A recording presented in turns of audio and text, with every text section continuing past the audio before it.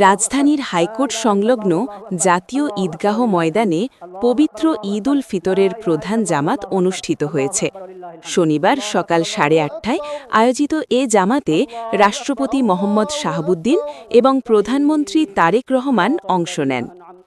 ঈদের এই প্রধান জামাতে ইমামতির দায়িত্ব পালন করেন বাইতুল মোকাররম জাতীয় মসজিদের খতিব মুফতি মোহাম্মদ আব্দুল মালেক।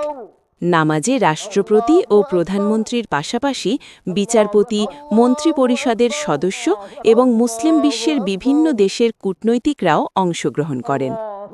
জাতীয় ঈদগাহ ময়দানে প্রায় ৩৫,০০০ মুসল্লির জন্য নামাজের ব্যবস্থা করা হয়, যার মধ্যে ৩,৫০০ নারী মুসল্লির জন্য ছিল আলাদা সুবিধা।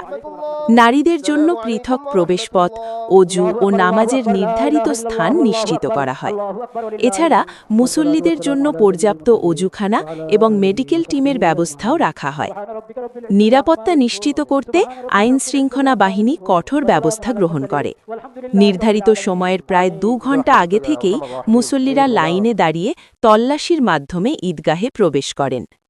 ৩ স্তরের নিরাপত্তা তল্লাশি শেষে মুসল্লিদের মাঠে ঢুকতে দেওয়া হয়।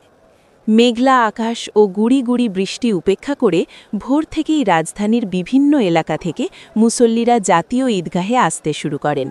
জামাত শুরুর আগেই ঈদগাহ ময়দান কানায় কানায় পূর্ণ হয়ে যায়।